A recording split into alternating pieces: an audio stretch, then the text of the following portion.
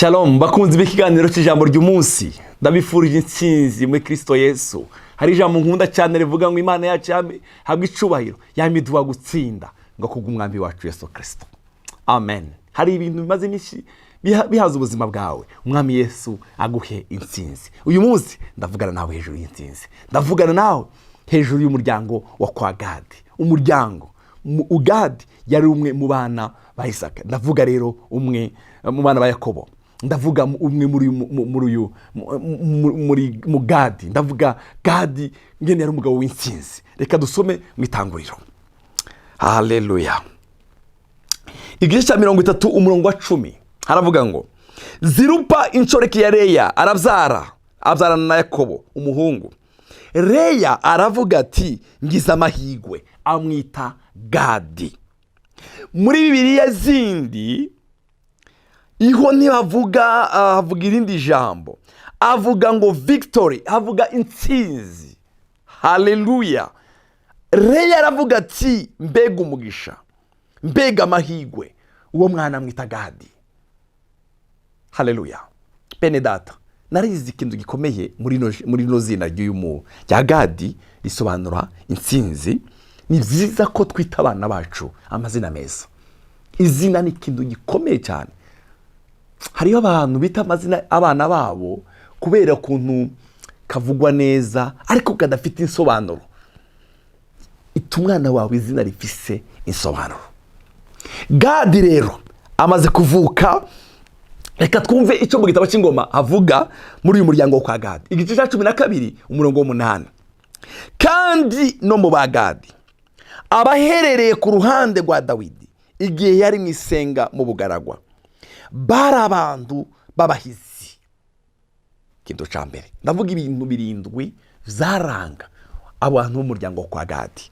Bari abantu babahizi, bizi zo kugwana, bazi uburyo bwo gutwara inkinzo n'amacumu, bateye ubwoba nk'intambwe, biruka nk'ingerengere iyo ziruka ku misozi.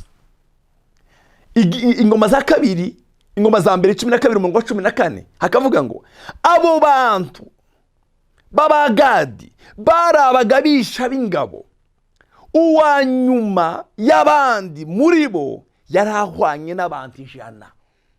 Uwa nyuma mu bantu bo kwa Gadi wa nyuma yarahwanye n'abantu 100, umukuru agahwana n'abantu 1000. Aba bantu bari abanyenkomezi. Gadi yari yaravyaye abana b'abanyenkomezi, abana b'abahizi. Reka mvuga ibintu 7 biranga uyu muryango wa kwa Gadi. Ikintu cya mbere nakivuze, bari abantu babahizi. Mu isezerano ryacu rishasha ndakwifurije kuba umuntu umuhizi. Ivyo ukora byose ubuhizi bw'Imana bugaragare mu buzima bwawe. Haleluya. Ndakwifurije kuba umugabo umuhizi. Ndakwifurije kuba umumama n'umupapa n'umusore n'inkumi umuhizi. Ivyo ukora byose ubikorane victoire, intsinzi. Haleluya. Ndakwifurije ubuhizi, intsinzi. Bari abantu babahizi. Ikintu cya mbere cyabaranga. Icya kabiri, bari bigishijwe ibyo kugwana. Haleluya. Bari bazi ibyo kugwana, bari barigishijwe iby'urugamba. Bene data, turi mu isi, Satani araza akadutera, akadutwara ibyacu tukabutura miraba, tukazoza kugwana yaratwaye ibyacu yaragiye. Umva, abo kwa Gadi ikintu cya kabiri, bari barigishijwe ibyo kugwana, bari bazi kugwana, ntibarekera iby'iwabo. Uwa nyuma muri bo yakeza hwana n'abantu 100, uw'inkomezi abantu 1000. Bari barigishijwe ibyo kugwana. Natwe turagwana n'umwanzi Satani ndetse n'umubiri wacu n'isi. Hari ibintu byinshi bitugwanya. Ndakwifurije kuba umuntu azi kugwana. Haleluya. Hari igihe umuntu yoza akagutuka ukibaza ko kumutuka nawe uba ubugwanya, ahubwo ubutsinzwe. Guhora umutsinze kabiri. Cya gatatu cyaranga bene Gadi ngo bari intwari. Bari intwari. Intwari ntabwo zitinya intambara. Oya, hari igihe duhura n'ibibazo. Bene ndakwifurije kuba umugabo w'intwari. bene Gadi ngo bari intwari. Ndakwifurije kuba umugabo w'intwari. Haleluya, amen. Haleluya. Ikintu cya kane, abagabo babasha gutwara abantu baho bari bazi gutwara ingabo. Abagabo babasha gutwara ingabo. Gutwara ingabo ni ukwizera. Abafite ukwizera ntibemera ijambo ribi rivuzwe ku buzima bwabo. Bari bazi gutwara ibigwanishwa. Ingabo bari bazi gutwara ingabo. Ibigwanishwa ni ijambo ry'Imana. Ntibemera ko umuntu akubwiye ikinyoma ntucemera. Oya, ntibemera. Haleluya. Bari bazi gutwara ingabo. Ingabo ni ukwizera. Bafite ukwizera. Ntibemera ijambo ribi rivuze ku buzima bwabo. Urashobora kubabwira ntibemera ijambo ribi rivuzwe ku buzima bwabo. Bari bazi gutwara ingabo. Abagabo kwa Gadi bavuga intsinzi gusa. Barwana bazi intsinzi. Haleluya. Ijambo rya gatanu, ni abantu ngo bari bazi gutwara ibigwanishwa. Turafise ibigwanishwa bavandimwe, ijambo ry'Imana. Haleluya. Pawulo yabwiye Abaefeso igice 6 yaravuze ngo ibigwanishwa byacu ni ijambo ry'Imana, ni ukuri, ni amasengesho. Bari bazi gutwara ibigwanishwa. Bega ikigwanisho cyawe kimeze gute? Ruka yaranditse ngo umunyenkomezi, iyo umuntu afite inkomezi akagira ibigwanishwa byiwe, ngo yataramira urugo rwiwe, ibintu byiwe biba amahoro. Bega ibigwanishwa byawe biri hehe? Birahagaze, birashariho. Bari bazi gutwara ibigwanishwa. Bene Gadi bari bazi gutwara ibigwanishwa. Sifa kwa Mungu. Icya 6, bari bateye ubwoba nk'intare. Bari bateye ubwoba nk'intare.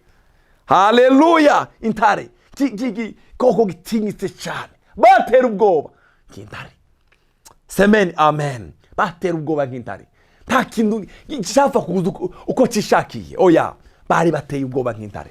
Satani ntakagusuzugura ngo kugira akantu yifatiye uko yishakiye. Oya, Imana ikwambikiye, wambikiye igwanishwa. Bari bateye ubwoba nk'intare.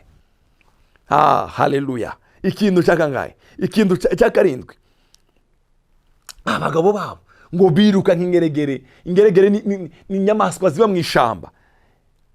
Urumva izo ntabwo ziruka bene kusanzwe, zirasimba, zigenda zisimbuka. Hari igihe batega imitego tugasimbuka. Aba kwa Gadi ntabwo biruka bisanzwe, bagenda basimbuka. Hari igihe Satani atega imitego agasanga uri umunyenkomezi, aho gukandagira wa mutego ukawusimba. Haleluya. Bagenda basimba imitego y'abansi babo. Ndakwifurije kuba umunyenkomezi. Eliya yaravuka mu muryango wa kwa Gadi. Murazi ibyo Eliya yakoreshejwe. Eliya yari umugabo w'umunyenkomezi. Haleluya. Yabwiye Ahabu amaso mu yandi, aramubwira ko uzanye ibigirwamana mu gihugu cyacu, imvura ndayihagaritse imyaka 3 n'amezi 6. Ahabu ntabwo yarazi yuko ibyo bintu biza kubaho, ariko byarabaye. Igihe kigeze aragaruka, ahura n'umugabo witwa Obadiya, aramubwira ngo ndubwire sobuja ko ndi hano. Aramubwira ngo ningenda ndasanga wagiye. Aravuga ngo je sinohunga Ahabu, genda umuhamagare ngo bahuye. Aramubwira ngo niki wateje igihugu amafaranga? Ngo si jewe, ni wewe n'ibigirwamana by'iwanyu. Umugabo w'ingomezi. Eliya ngo yavuka mu muryango wa kwa Gadi, umugabo wari wuzuye imbaraga zidasanzwe. Haleluya. Ndakwifurije kuba umunyembaraga. Pawulo yabwiye Abakorinto, Imana ishimwe yamidwa gutsinda kubw'umwami wacu Yesu Kristo.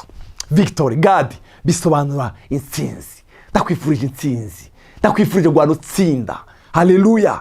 Ndakwifurije kugwana utsinda. Mu gitabo cya Yohana haravuga ngo umwami w'isi karaza, ariko muri jewe ntacahafise kuko ndi maso. Ndi umugabo ari maso, abereye maso ibyiwe. Naza kurondera icarondera mu buzima bwawe, asanga uri umugabo uri maso, ufite ibigwanishwa. Sifa kwa Mungu. Umugabo witwa Baruzirayi yari umugabo kwa Gadi. Bene data, abagabo kwa Gadi, umwe umunyantege muri bo yanesha abantu 100. Reka kuba umunyantege nkeya. Satani ahura uko ashaka akubuze gusenga, akubuze gusoma ibyanditswe, akubuze ubuzima bwawe, aguteza indwara zidashira, haguruka n'izo nkomezi, haguruka. Haleluya. Wambare umutamana w'inkomezi, intsinzi iri mu ruhande rwawe. Reka ndagusengere. Data, mu izina rya Kristo Yesu, uduhe izi mbaraga bene Gadi bagiraga, mwami. Bari bazi gutwara ibigwanishwa. Turafite ibigwanishwa by'ijambo n'amasengesho, amashimwe. Haleluya. Bari bazi kurasa, bariruka. Haleluya. Turakeneye kwambara inkomezi ka bene Gadi. Urakoze mwami kutugirira neza.